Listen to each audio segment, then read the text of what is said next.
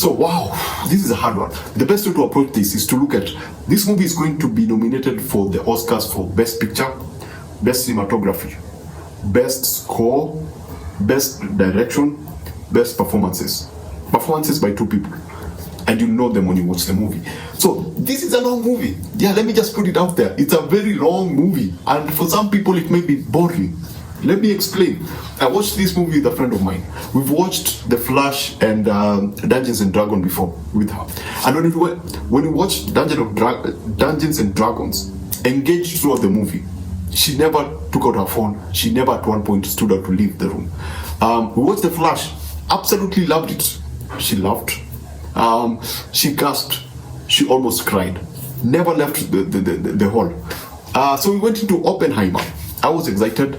She was like, not a movie person. So we go in, we settle down. Like an hour in, she had to step out.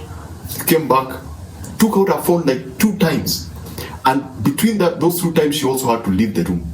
And when we spoke after the movie was over, when we walked out, and I was just curious about her experience because she's not a movie person, she was like, that's one of the most boring movies she has ever seen. That's one of the most boring movies she has ever seen.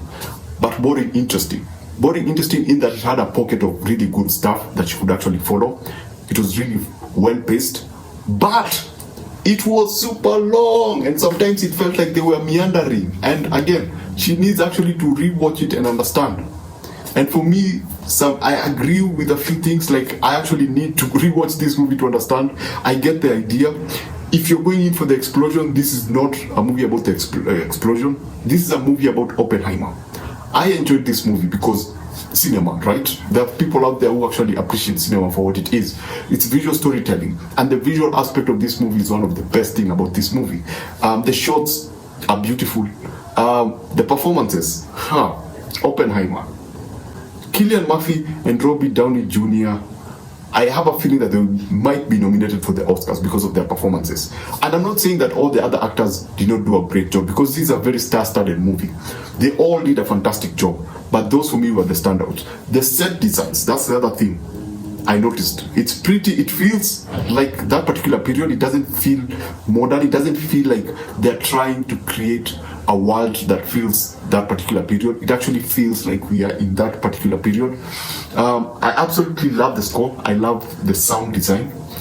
But I'm just putting it out there for those people, because it has been marketed as, the big explosion movies. The posters have Oppenheimer standing in the middle of an explosion. The trailers keep showing this.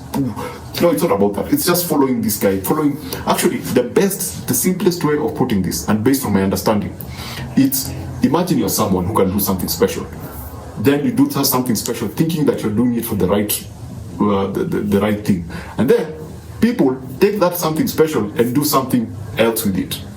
And you find yourself in a position whereby you come to an understanding that whatever you've just done might have been the most devastating thing ever. So that was my understanding of the story. Now imagine that you are Oppenheimer and the movie is just following you and following your flaws, following your strengths. It's more of a character study, and it's pretty enjoyable in that Christopher Nolan was able to construct it in the way he likes to construct movies. We'll go into his head sometimes. There's an editing play and obviously time play within the movie, and it creates for a very well-paced, engaging movie. For people who love film, and for the ordinary people, wow, I don't know what to tell you, man. This is a drama. Let me just put it this way. This is less of an action, a thriller. It's more of a drama, because there's a lot of performances in this movie. There are a lot of strong performances in these movies that you're probably going to enjoy. Let me just put it this way. Martin Scorsese will be proud to watch this movie. So you've been warned. Don't expect The Dark Knight. Expect Dunkirk, but slightly more dramatic, focusing on the drama part, focusing on the character interactions. So if I was to rate this, if you've never gone to see a movie, this will be the most boring movie you've ever seen. if you go in, if you love The Flash, if you love The Guardian of the Galaxy, if those are the kind of movies that align with you, then you might have a problem with Oppenheimer. If you love film, if you love good cinematography, if you love the blend of good cinematography with a good score and time play, Christopher Nolan style, this will work perfectly for you. If you enjoyed Dunkirk, you'll probably have a good time with this. So, with that said, for the ordinary person, they will give this a 2. For Christopher Nolan fans and people who actually enjoy cinema, they'll probably give this a 4.5 out of 5. The difference is now the other people who are not sure about what they're going to watch. People who just walk in the cinema looking for a good movie to watch, they'll probably go in with the 3.5 and 3.7 experience. So yeah, basically that's my really short review of Oppenheimer. But you've been warned. So remember to always watch what you enjoy and enjoy what you watch. And yeah, subscribe please, and I'll see you on the next one. Actually, the next one is Barbie. I'm working because I did the double feature thing. Oh my gosh, that was a mistake. I was so exhausted at one point. The contrast between these movies it's not in the posters actually only. I believe you've seen the posters with Barbie and Oppenheimer. The contrast in what you watch is actually the same. If you watch the same movies during the same day, you'll have culture shock going into the other movie. If you go into Oppenheimer before Barbie, you literally have culture shock when you're watching Barbie. If you go from Barbie to Oppenheimer, oh my goodness, you'll have a difficult time.